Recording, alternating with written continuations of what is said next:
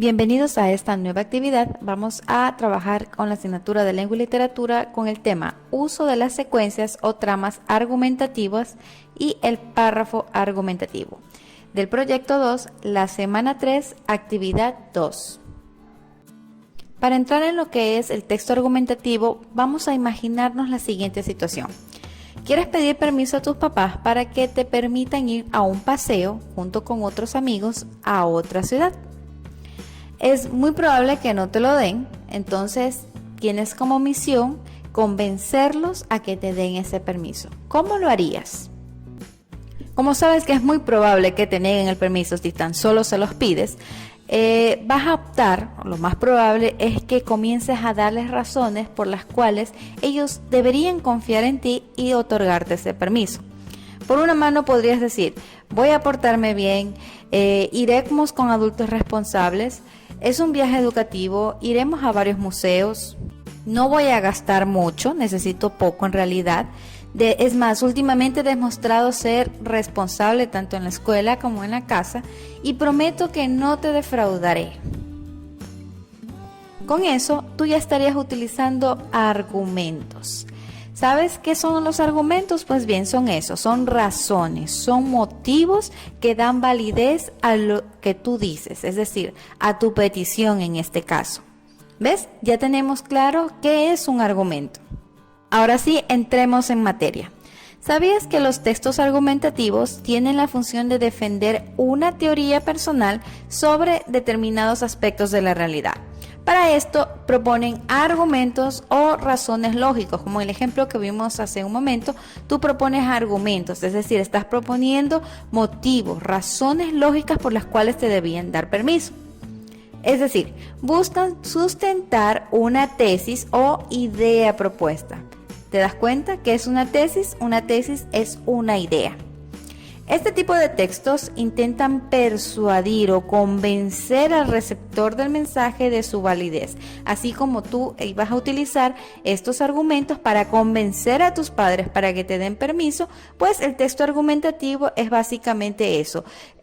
Su propósito principal es convencer sobre algo.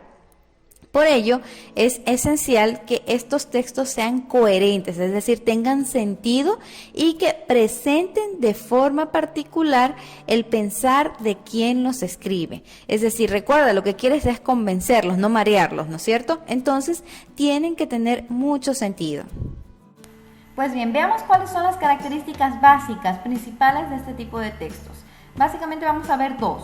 La primera es que su objetivo principal es el persuadir o convencer al receptor de adoptar la perspectiva del autor. Bien, la segunda es el hecho de que se valen de argumentos, es decir, de razones para probar su punto. Sus argumentos pueden ser argumentos racionales, es decir, que se sustentan en ideas o principios aceptados ampliamente en la sociedad. Por ejemplo, la libertad, la vida, la dignidad para las sociedades, etc. También pueden ser argumentos de hecho, es decir, son aquellos que se construyen a partir de evidencias o sucesos que se pueden corroborar, documentos, fotos, videos, historia, etc. También están los argumentos de ejemplificación, que son aquellos que se basan en la comparación de situaciones con características comunes, donde las consecuencias halladas en una alertan sobre lo que puede ocurrir en otra. Y por último, también suelen utilizar argumentos de autoridad que están elaborados en torno a una personalidad o un grupo de personas que cuentan con determinado prestigio. Pueden ser médicos, docentes, en general académicos, científicos, pues cuyos puntos de vista en determinado tema pues sean aceptados públicamente. En el ejercicio primero te vamos a pedir que leas con atención y detenimiento el siguiente párrafo, que es un fragmento tomado del inicio de un texto argumentativo. Para el ejercicio 2 te vamos a pedir que escribas tu opinión sobre la siguiente idea expresada en el texto. Como puedes ver, esto se trata de una idea de las que están dentro del párrafo que leíste hace un momento. Quizás se te haga un poco complicado leer y comprender esto, así que te voy a echar una manito en esto, verás. Debes opinar con respecto a esta frase, pero debes tener muy en cuenta el contexto de esta frase. Es decir, por eso es que para el ejercicio 1 lo primero que se hizo es pedirte que leas con atención el fragmento. ¿Qué es lo que te propone? ¿Cuál es el punto de vista del escritor de este fragmento? En la primera parte está la clave. Te está diciendo que los países pobres son los que están en vía de desarrollo son los más afectados por la destrucción del medio ambiente y que por ende son los más interesados, sus gobiernos, sus organizaciones son las más interesadas o deberían estarlo, de que se ponga un pare al calentamiento global, a la destrucción del medio ambiente, que por lo general está más bien en manos de los países más poderosos. Entonces, como los países más poderosos no tienen tanta afectación, tal parece no tienen tanto interés en detener esto, pero que son los países pobres los que nos interesa esto y que aquí viene la frase que te mandamos a analizar porque dice, constituye un reto acelerado, es decir, que es un reto que tenemos contratiempo para los seres humanos el mitigar, es decir, el reducir los daños causados a la naturaleza. ¿Por qué? Porque es una contaminación muy grave, muy grande y lo que estamos aquí en los países subdesarrollados, en los países pobres, somos los que estamos viviendo las consecuencias de esto, ¿no? Entonces, por eso es clave de que sea ya el cambio, el mitigar los daños causados a la naturaleza, ¿sí? Espero que con eso ya tengas un poco más claro con respecto a esta oración. Como te dije, no puedes hacer el análisis solamente de una oración independientemente del contexto. Necesitamos leer bien primeramente todo el párrafo para poderlo comprender. Para el ejercicio 3 es necesario que identifiques la tesis. Recuerdas que vimos que una tesis es una idea o propuesta principal del texto, es decir, vas a buscar la idea principal del texto. Te doy una pequeña pista. Los párrafos suelen tener las ideas principales o bien explícitas o bien de forma implícita. Cuando es explícita suelen estar o bien al inicio o bien al final del párrafo.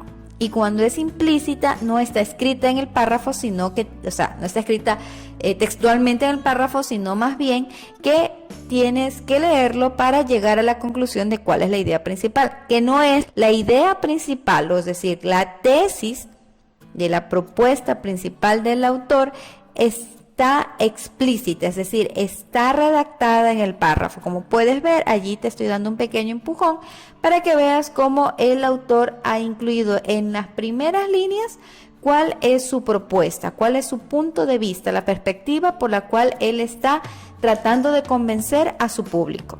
Para el ejercicio 4 te vamos a pedir que analices el significado de los términos subjetivo y objetivo.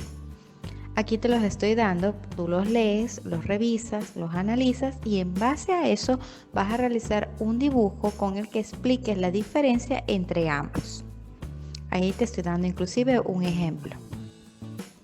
Ahora es momento de resumir lo que aprendimos el día de hoy. Pues bien, aprendimos sobre el texto argumentativo. Vimos que este tipo de textos se los utiliza para convencer al público sobre un tema determinado o un punto de vista en particular del autor.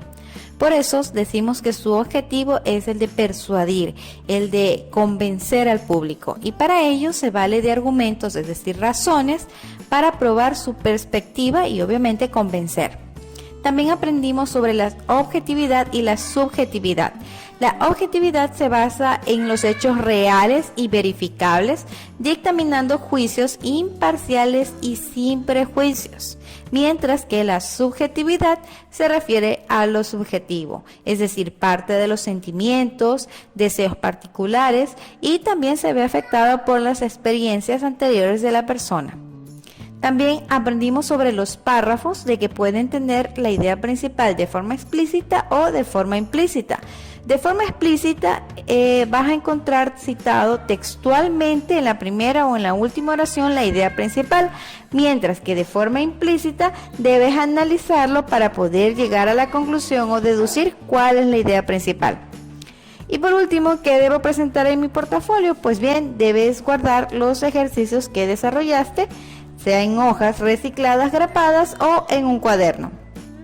Finalmente te presento una idea de cómo puedes organizar los ejercicios realizados en la actividad de hoy. Y con esto, manos a la obra.